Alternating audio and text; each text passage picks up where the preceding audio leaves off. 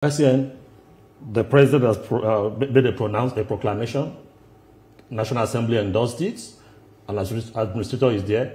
How do we move forward in the search for peace in Rivers State? I recall that the Senate President talked about 1 million Nigerians coming in to resolve the Rivers State crisis. I think if that group can be set up today, the earlier the better, it would help. The solution to the Rivers crisis can be found in a political solution, not in a state of emergency, not in court judgments, not in people insisting on their rights, but in people sacrificing, giving up a bit of their ego for the good and welfare and security of Rivers people and the state.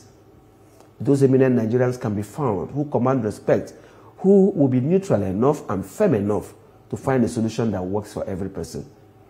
And we should find it. The situation in the Rivers State is not making Nigeria as a nation look good. The whole world is watching, and our ability to manage our crisis and be able to live with our differences should be uppermost in our minds.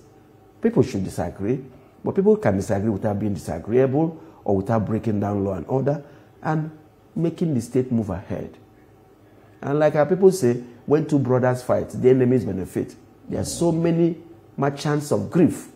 There are so many people who are benefiting from this crisis and who may not want it to end. But the brothers who are fighting in Rivers State should be able to say to them, enough of this. Let me settle with my brother for the good of my family. That should be the attitude and the mindset. Well, earlier when you were speaking, you picked holes in the voice vote that was adopted by, the National Assembly.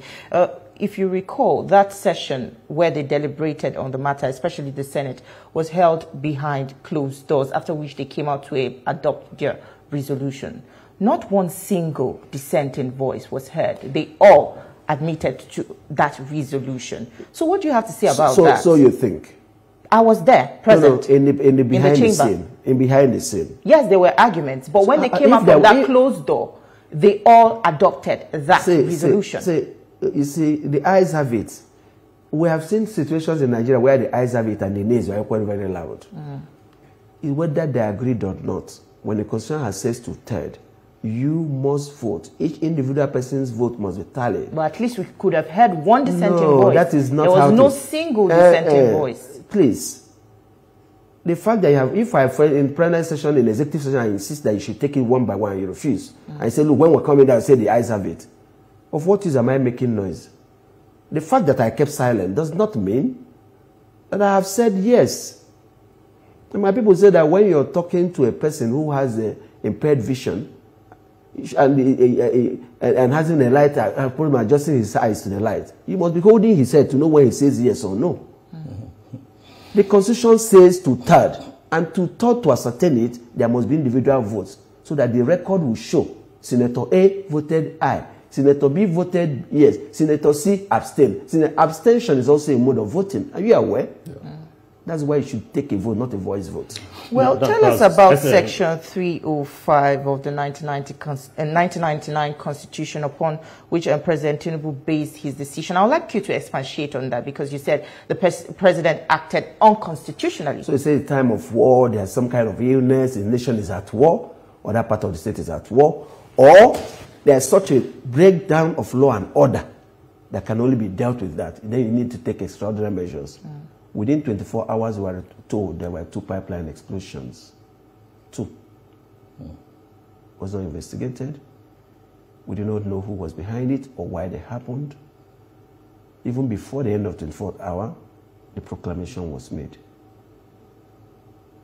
But we had comments from the governor. Bear that in mind. Inciting some youths. Citing some youths. Inciting. Inciting some. So he made some inciting comments that if his impeachment goes through. Well, I did not hear that. The impeachment did not go through. Notice had not been served on him, or if it had been, okay, was served on him. I said, sorry, read in the media. It does not justify that, my sister. I've mentioned some other areas where there were actual breakdown of land in parts of the state. Lives being lost, properties being burnt, without us resorting to this. So you ask yourself, why was Rivers different? Okay. Why was it different? Why did it have to take place within 24 hours that the violence started? If the governor incited people according to you?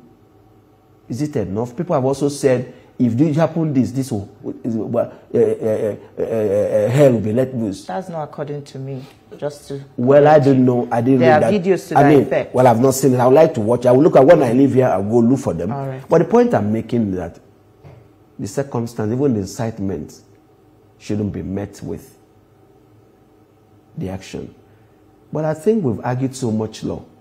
We should be thinking about finding solution to the problem. Okay. We should be finding lasting peace to rivers. All right. Exactly. Just